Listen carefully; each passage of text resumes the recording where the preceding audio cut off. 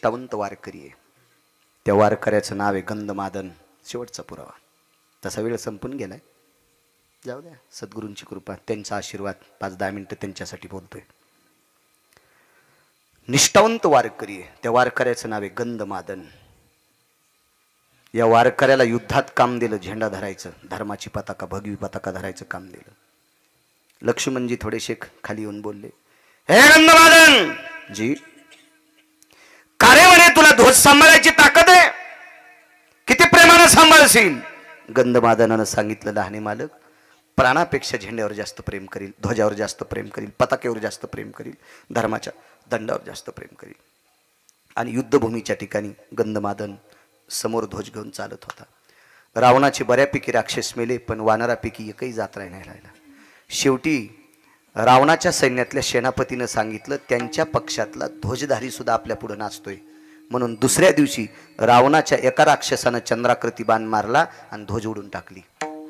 पाहे पा ध्वजेचे चिरकुट, राया जतन करिता कष्ट. फार मोठी ताकद असते धर्मरक्षणाकरता, सामान्य ताकद नाही. त्यावेळेला मागातला ओरडला, गंधमादन. नाव घेऊन बरसल्याबरोबर असं वरी पाहिलं, धर्माची ध्वज नाही. निष्ठा किती होती सांगू तुम्हाला. म्हणून नाचे मागे मागे. किती नाचतोय देव, किती नाचतोय, याचा पुरावा अत्यंत गोड आहे. तुम्ही ऐकिला असेल नसेल याबद्दल काही दुमत नाही, तरी सांगतो. तरी मला असं वाटतंय पुढचं सांगितलेलं ऐकिलंच नसेल असं मला तरी वाटतंय.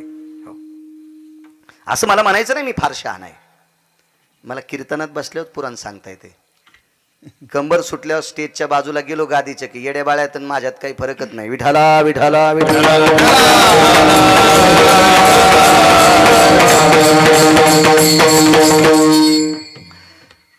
पाहिलं आपली ध्वज तुटली, पण ध्वजाचा अर्ध लाकूड, अर्धा इळू, अर्धा बांबू, अर्धी काडी ती तशीच होती.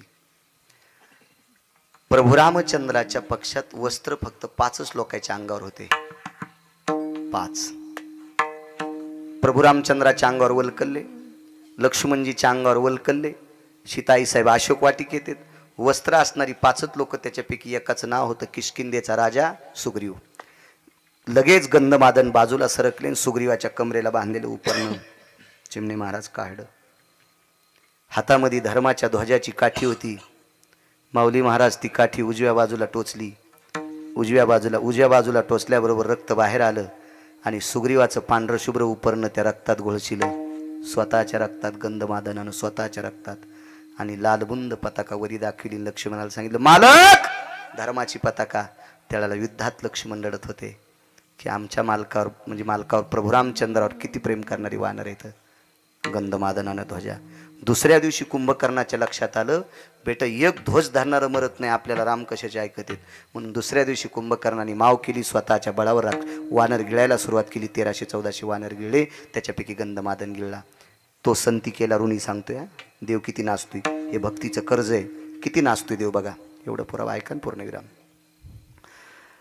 ज्या वेळेला सगळी वानर, सगळी म्हणजे बऱ्यापैकी 1200-1300 वानर मधात घेतली. 18 पद्म वानर, 72 कोटी रिसन, 56 कोटी गोलांगोळ होते. त्याच्यातले काही वानर घेतले. आतमध्ये गेल्यावर वानर गयावया करू लागली. तो गंधमादन, हे काय झालं ओरडायला? काय झालं, मरायचं काय झालं ते? मला कोणाची मायविली तुम्हाला मारायला? तुम्ही रामभक्त आहात, प्रभू रामचंद्राची सेवक आहात, तुम्हाला मारण्यासाठी कोणाची मायविली? अरे गंधमादन, माय येलीन ह्या गप्पा काय सांगतो आपण? कुंभकर्णाच्या पोटात आहेत, रथात नाहीत. पोटात आहेत कुंभकर्णाच्या. अरे मला माहित आहे आपण नालायकाच्या पोटात आहेत, पण आपण याची ताकद आहे का आपल्याला मारायची? तुम्ही भजन करा बरं. मधली मध्ये भजन केलं. महाराज प्रकाश पडला कानातून. तो प्रकाश नसून रस्ता होता. हाना उड्या, पटपट पटपट पटपट उड्या हाणल्या. आणि कुंभकर्णाच्या लक्षात आलं, शहाणं मधात आहे, शहाणं मधात आहे. हो, शहाण्यानं एक तर पुढं राहिलं पाहिजे, नाही तर मागं राहिलं पाहिजे.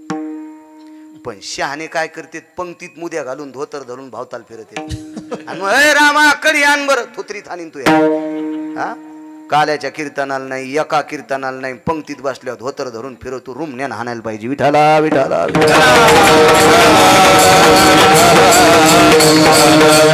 लयट्याकडे फुगीर काम करणार नाहीत. हा दिसतं काम. हा पंक्तीत फलाने होते. एक दिवशी नव्हता पाकिस्तानीयन, फक्त पंक्तीत फिरायला होता. आता काळ बदलला, आता लोक महत्व देत नाहीत. आता जो मोठा पुढे आहे का त्याला लोक मोठ वानरायच्या नादीत लागून महाराज मोठाल्या लाकडाला वाटत होतं आम्ही लय मोठाले येतं, पण मोठाले लाकडं कधीच पेटत नसते बारकाले टाकल्याशिवाय. बारकाले लाकडं टाकल्यात मोठाले लाकडं पेटत असते, म्हणून मोठाल्याला जर पेटायचं असेल तर बारकाल्यासाठी वाक जा. विठाला विठाला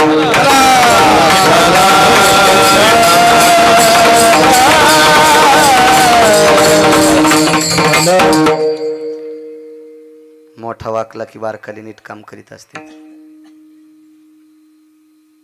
आणि मोठ्यांनी नीट राहावं. कुंभकर्णाच्या लक्षात आलं एकटं शानवाला ते हात लावला कानाला उडी मारल्याबरोबर हातात पकडलं. 10 मिनिटात पूर्णविराम करतो. गंधमादनाचा हातात घेतला आणि सांगितलं का रे कोणाचा आहे? रामाचा आहे.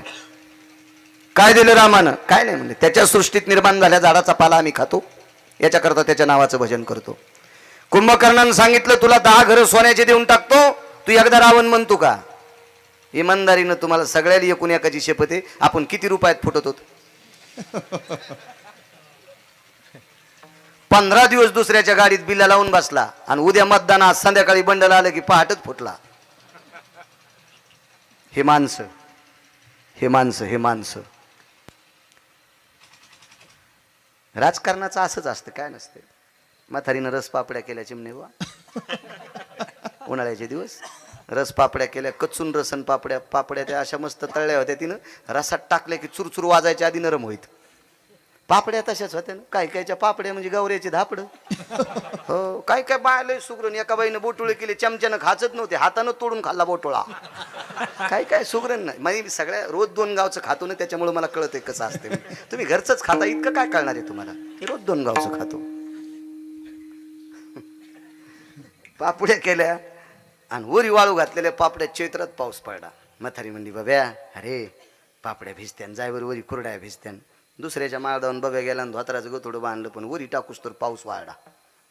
खालून वरून आवाज द्याला, बाबा पापड्या भिजत्यान, वरून गठोडं टाकू का? ते म्हणला टाकल्यावर चुरा होत्यान ना, आणि ते म्हणला लांबून येऊस तर भिजत्यान, आणि टाकल्या तर चुरा होत्यान. मग ते म्हणला उडी हाणू का? बाप म्हणला हान. म्हणला तंगड मोडून ना. बाप म्हणला मी धरतो ना, हान उडी. बाब्यानं उडी टाकली आणि बाप बाजूला सारखाला. पोरग बापाला म्हणलं काऊन बाजूला सारखाला? तू कालपासून म्हणत होता ग्रामपंचायत लढवायची. तुला याच्याकरता हुशार गेलं की राजकारणात बापाचा पण विश्वास नसतो. त्याच नाव राजकारण असतं. तो मग विश्वास धरून कशाला उडी हाणली? म्हणला मोड तू तंगड. पण आमचं एक पाहुणं परवाला ग्रामपंचायतला उभं राहिलं. 3.5 एकर जमीन, 29 शेळ्या, 14 मशीन, 15 गाई. चट फुकल्या नाशिकला इटा उचलायला गेला. आणि चांगलं गात होतं बरं. मी म्हणलं तू नको याच्यात पडू. ते म्हणला तुला मग खपतच नाही. मी म्हणलं आता कसं खपायला? उचलायला गाठार आता. विठाला विठाला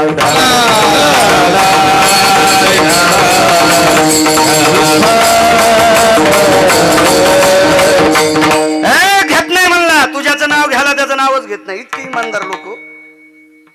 कुंभकर्णानं असं दाबलं, पाणीच निघलं अंगातून. पाण्याच्या थेंबातून राम राम आवाज येत होता. कुंभकर्णाच्या लक्षात आलं मरायले पण राम राम म्हणते, आपल्याकडे यायला पाहिजे अशी इमानदार माणसं. कोण्या क्षेत्रातली कीच माणसं नसावर. फुटके दुरून माऊली जेवायच्या कामाची नसते. फुटका दुरण वाहडा, वरण वाहड, चपाती येऊस तरच वरण गळून गेला. कुत्र्यावानी चपाती खावा लागली.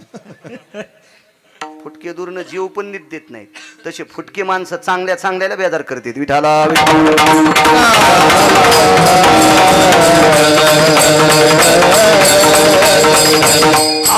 काय काय फुटके. असं भागवत ऐकतेल, असं कीर्तन ऐकतेल, झालं की लगेच पडदा पेटूस तर बिडी आणतील. पडदा मांडपाचा पेटीला त्यानं इस्तू नाही चुलांगण तिकडे निकून कसं पेटला काय नव्हतं. त्याने बिडी वाढता वाढता इतक्या जोरात सुरका आणला, पुढं जाळ लागला आणि पडदा वाऱ्यान तो आता मंडप फोकला आणि कीर्तनात रडू लागला. रुग्ण्यानं हानी न देव. काय करायचे असे फुटके दुरून कुठं आले आणि काही गेले तर काय कामाचे. शेवटी कुंभकर्णाने मारलं. कर कर कर कर कर कर दाबलं. हाडामासाचा रक्ताचा हाडामासाचा हाडाचा त्वचेचा गोळा प्रभू रामचंद्राच्या पक्षात फेकला आणि रक्तानं भरलेला हात घेऊन कुंभकर्ण रावणाकडे गेला आणि रावणाच्या कानाला हात लावला. राम शब्द कानात आल्याबरोबर रावणानं तलवारच काढली. हे कुंभकर्णानं सांगितलं, दादा हात काय तोडीतोस, देह तुला समर्पण केलाय, डोकं काप.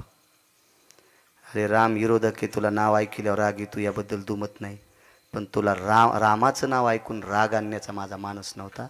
माझा मानस एक आहे, त्याच्या पक्षातली वानर मेल्यावर राम राम म्हणते. त्याच्या पक्षातली वानर मेल्यावर राम राम म्हणते. इतकी वानर निष्ठावंत आहेत, ते आपल्याला ऐकत नाही. त्याची बायको देऊन टाक, त्याची पत्नी देऊन टाक, त्याची सीता देऊन टाक, हे कुंभकर्णानं सांगितलं होतं. पण चिमणे महाराज कुत्र्याला चंदन लावलं, कुत्र्याला माऊली चंदन लावलं, चंदन ते बी मलयानळू चंदन लावलं.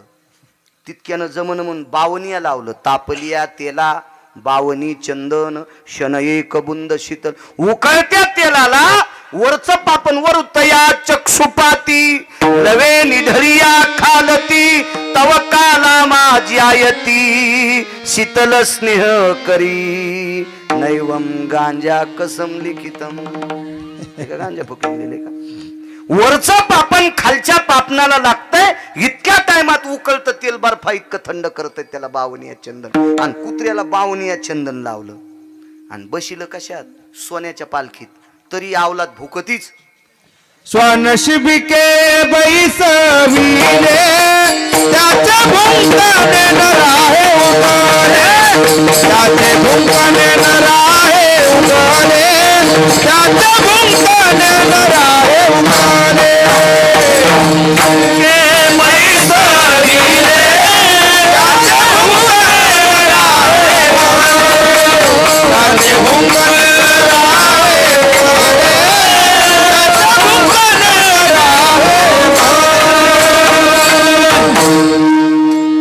सोन्याच्या पालखीत बसलं तरी बाहेर थुत्तड काढून भुकतच. आणि जवळ आलेल्याचे तोंड जिबीनं चाटीत. कुत्रच असतंय ते. रावण काही इतका शिस्तीतला होता वय.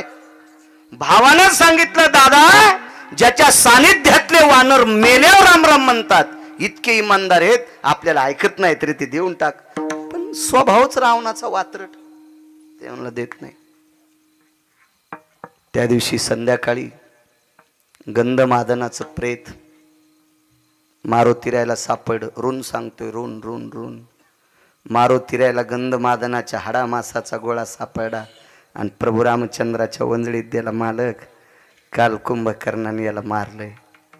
भगवंतानं तो गोळा असा कानापाशी धरल्याबरोबर त्या हाडा, जोपर्यंत रक्त वल्लय, जोपर्यंत मांस वल्लय, जोपर्यंत त्वचा वली आहे, जोपर्यंत अस्थित हाडात पाणी आहे, तोपर्यंत राम राम म्हणत होतं शरीर त्याचं. राम राम तोपर्यंत शरीर राम राम.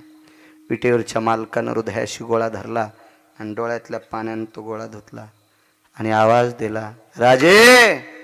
बिभीषण म्हटले नाही प्रभू रामचंद्र, बिभीषणाला राजे म्हटले. राजे जी प्रभू, याला समाधी द्यायची. आणि गंधमादनाला समाधी दिली. दुसऱ्या दिवशी त्या दिवशी सचेल स्नान केलं. स्नानाचे 16 प्रकार सांगितले. अंत्यविधीला गेल्यावर वापस आल्यावर कपड्यासह आंघोळ करतेत, बूट चप्पल धुतेत आणि आपण आंघोळ केलेलं बकीट पालथं घालतेत आणि मग टावेल घेऊन वरचे कपडे सोडून बाहेर यायचं. त्या स्नानाला सचेल स्नान म्हणतात.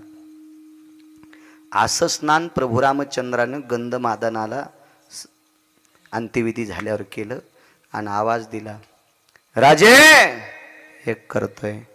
रावण मेल्याच्या नंतर लंका तुम्हाला देऊ केली, मी संकल्प सोडाय, पण एक इच्छा प्रगट करतोय, माझ्या वारकऱ्याची समाधी सोन्याची करा.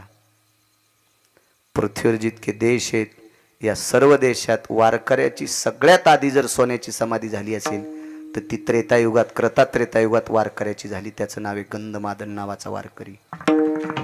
गंधमादन नावाचा वारकरी. आणि जाता जाता बिभीषणाला रावण मारल्याच्या नंतर आकाश मार्गाने प्रभू रामचंद्र चालले कामक नावाच्या विमानात बसून. ऋण सांगते सज्जनांनो, ऋण.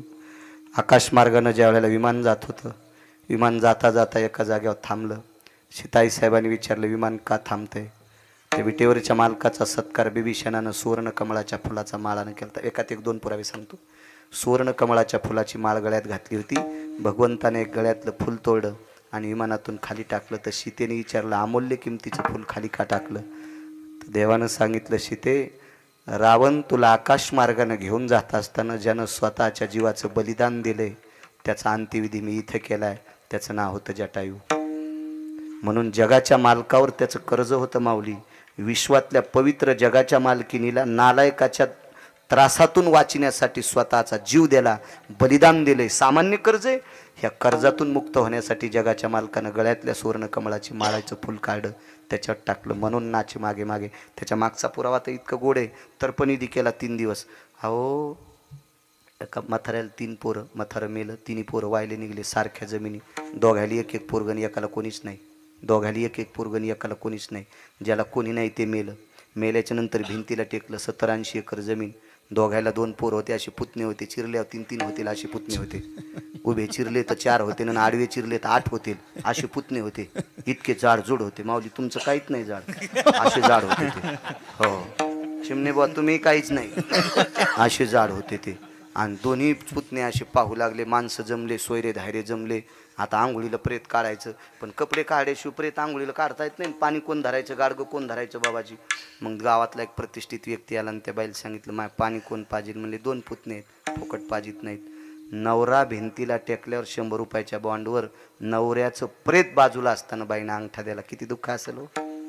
या देशातल्या पवित्र स्त्रीचे 14 मान संपत्तीत नवरा गेल्यावर 14 मान. पहिला मान संपतोय, नवऱ्याचं प्रेत खांद्यावर घेतलं की एक विधवा स्त्री येऊन तिचं पदरानं कपाळ पुशीती, 1 मान जातोय. नवऱ्याला पेटून माणसं दारात लिंबाचा डाकळा घेऊन येते, तोपर्यंत गळ्यातली डोरला आणि पायातले जोडे काढून घेतात. 14 पैकी 3 मान सांगितले, 11 पुन्हा कधी पाहू. असे 14 मान ज्या स्त्रीचे जातात, त्या स्त्रीला नवऱ्याचं प्रेत बाजूला असून अंगठा दिला. आणि अंगठ्याच्या वरी गावातल्या व्यक्तीनं लिहिलं, जो कोणी याला पाणी पाजीन त्याला 10 एकर जमीन देण्यात येईल. दोन्ही पुतण्यानं बनेली फाळ्या. दोन्ही पुतणे पाण्यात पाजायला तयार झाले. इतकी हलकट अवलाद माणसाची. चुलत्याची प्रॉपर्टी घेतल्याशिवाय पाणी पाजलं नाही. ही कोण? हे माणसं. मला सांगा, जटायूकडून काय घ्यायचं होतं? जटायूला पाणी पाजलं पाखराला, पण पाखरू साधं नव्हतं. मिरे मिरे कश्यपाचा नातू जटायू रे, जटायू नामे विख्यातू. मिरे मिरे कश्यपाचा नातू. पैठणचे मालक सांगतात, गिरगावचा बाळ्या नाही, हे वाक्य पैठणच्या मालकाचं आहे.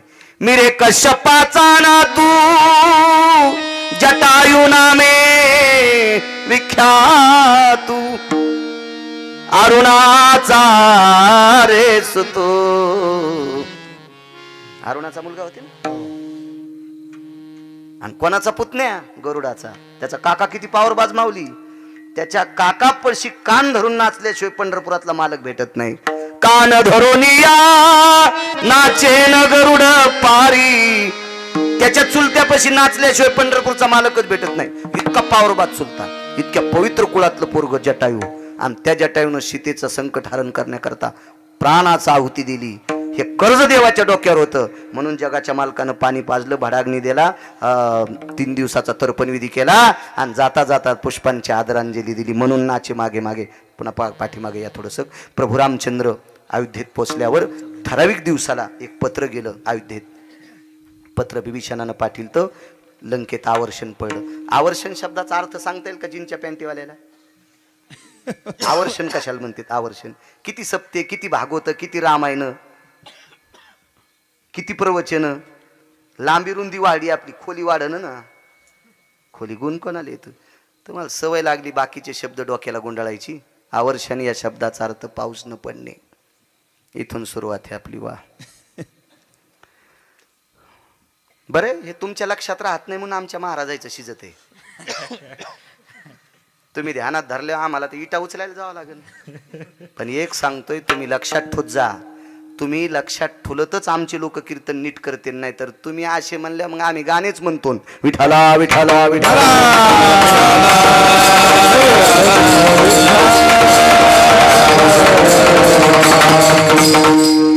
आणि कीर्तनाच्या स्टेजवर वाईट ऐकल्याच्या नंतर घराला कुलूप लागत असतं. बरं, कुलूप लागत असतं घराला चुकीचा संदेश ऐकला की.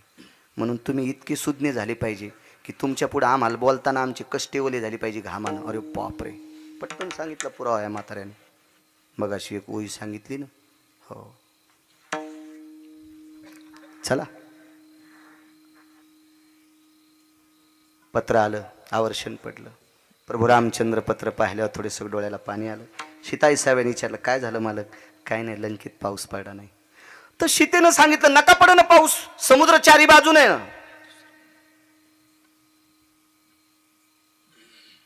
चारी बाजूने समुद्र होता.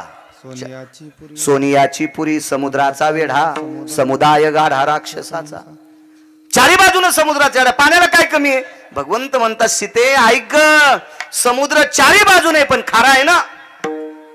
ते पाणी पिता थोडंच येत असते, पावसाचं पाणी पाहिजे ना.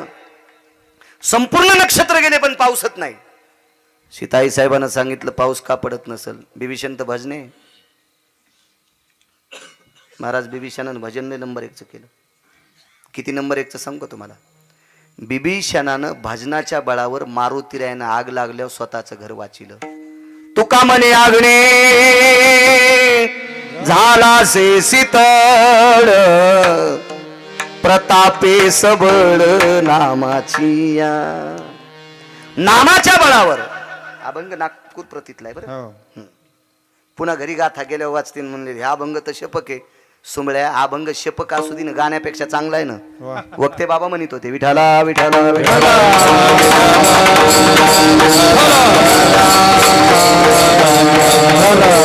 माणसं सगळं कीर्तन चांगलं झालं, जरासं काही मग तिथं काड्या घालतील. आणि हे दात पडले जे ना माळी घातल्या का तेल इचकितेत. पहिले महाराज असे नव्हतेच, आताच्या काय शेपटी आल्यात का सोंबळ्या? आणि तू सरी कुठं चांगला आहे? तू जवळून गेला तर तुझ्या अंगाचा ढवळ्या कोंबड्यावानी वासी आलाय. आणि तू लायकीच आहे का? आमचं इचकी तू आहे सोंबळ्या. विठाला विठाला विठाला.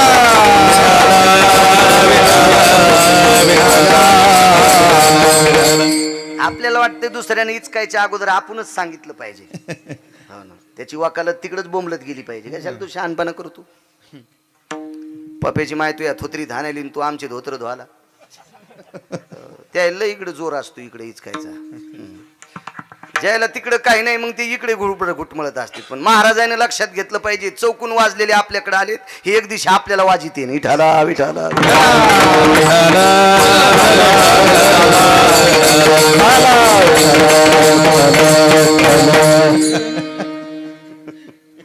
लय बळबळलं नाही पाहिजे. योग असा आला. सीताई साहेबांना सांगितलं, मग पाऊस का पडत नाही? जो पत्र घेऊन आलेला राक्षस होता का, त्याला विचारलं, मागच्या 7-8 महिन्यात तुमच्याकडे काय विधी झाला का? ते म्हणलं, कवडीचा नाही. पत्राच्या पाठीमागून लिहिलं, माननीय आदरणीय राजाधिराज कुंभकर्ण, बरोबर बिभीषण महाराज. हा, असं सावध करी जा. टाइम झालं, म्हशीच्या वगारावानी काम आहे. हिरवटीला लागल्यावर दूध सोडून देते. बरं, मी वाघारू म्हणल्यावर तरी तुम्ही हसायले, मग वाघाराचं कीर्तन ऐकणारे. असो, पाठीमागं लिहिलं पत्र, राजाधिराज लंकेश बिभीषण महाराज, तुम्ही गंधमादनाचं श्राद्ध केलं नाही, याच्याकरता पाऊस पडला नाही. घरी पत्र पाहिल्याबरोबर बिभीषणाच्या बायकोचं नाव सांगता येईल का? गजा रामायणा सांगणारे मेले तरी तुम्ही सुधारले नाही ना. आता मला गोळी घाला. बिभीषणाच्या बायकोचं नाव नाही सांगता यायचं. माग एकदा 10-20 वर्षापूर्वी एक काम करता करता सिनेमातली बाई मिळती, तिचं नाव माहिती आहे तुम्हाला? 20% लोकांना माहिती आहे, पण तुम्हाला माहिती आहे नाव सांगितलं हे दगड हाणतंय. तुमच्या अशा जिबीवर खेळायली ती बाई, जिबीवर अशी टकटक दिसायली तुम्हाला, टकटक. पण तुम्हाला हे सांग, तिचं नाव होतं शर्मा. विठाला विठाला विठाला. तुमचं काम कसं झालं माहितीये का? चोर पंक्चर. दुकानात नेल्यावर पंक्चर गवसन, घरी गाडी लावल्यावर हवा राहीन. दुकानात पंक्चर गवसत ना, ते साबणा लावलं पाहिले टायरला, पण हवाच भोकाडच गवसन. आणि घरी दारा पुढे लावल्यावर हवा राहीन. असेच रातचा अभंग काय कानी होता बापा, काय कानी काय होता. चल तू थोत्तर घेऊन, लिंबून कांदे घेऊन पिराकडून, काय लक्षात राहीन तुया? विठाला विठाला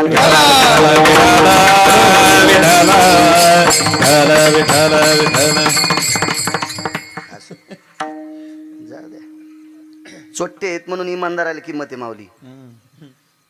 दुर्जन आहेत म्हणून सज्जनाला किंमत आहे. हो, सगळे शाहू झाल्यावर कोणाला कीर्तन सांगता?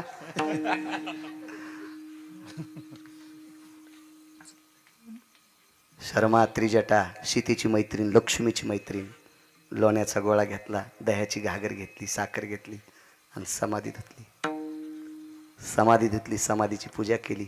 बिभीषण घरी गेला आणि समाधीतून आवाज आला, मनोनी नाचे मागे मागे. 5च मिनिटात किती देव नाचतोय बघा.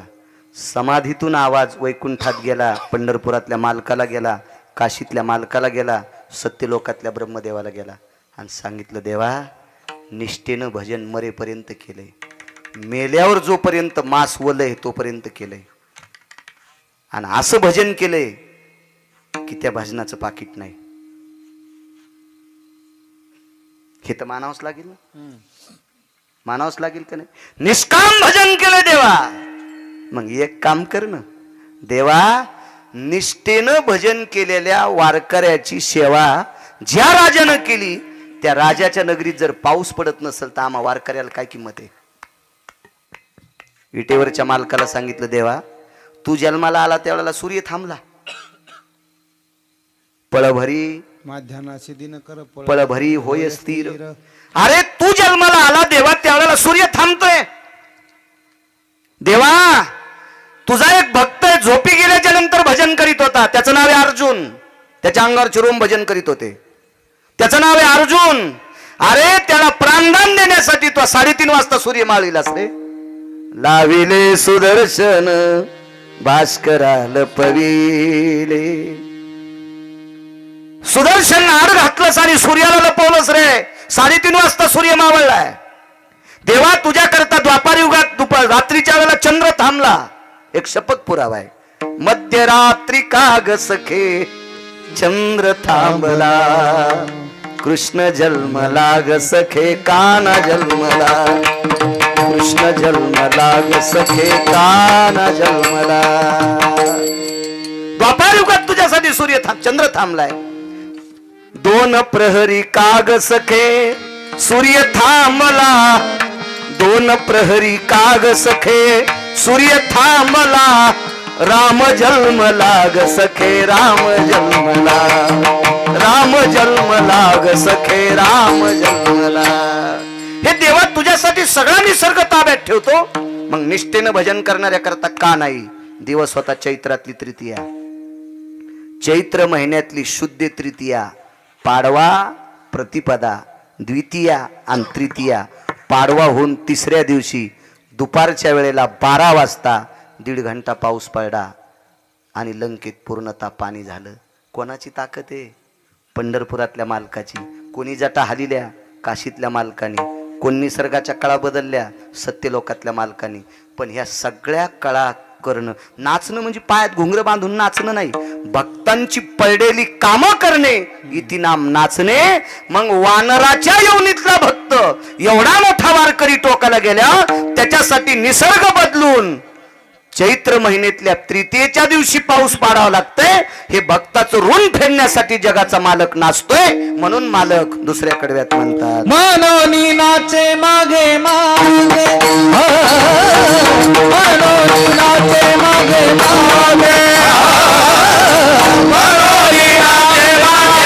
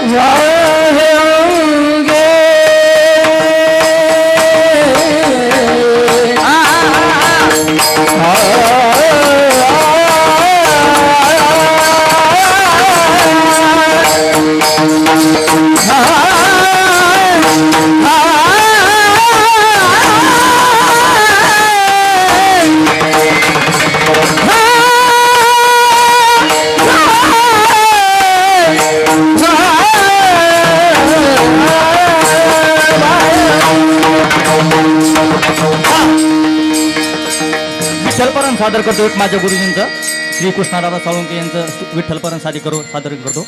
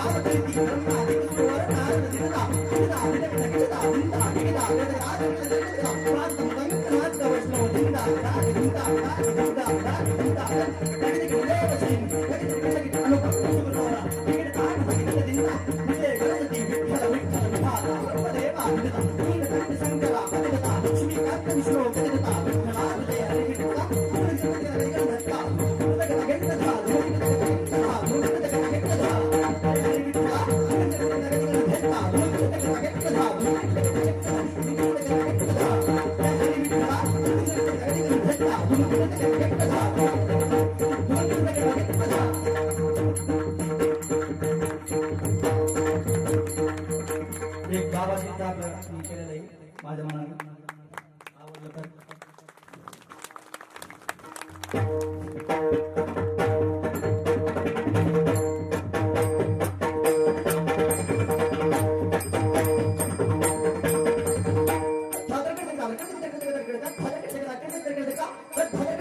भारती बाबा की जय भारती बाबा की जय भारती बाबा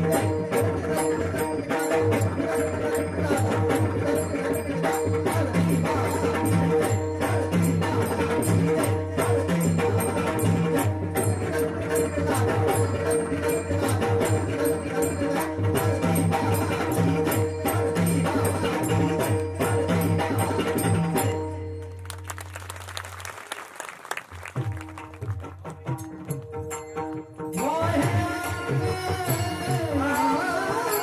जय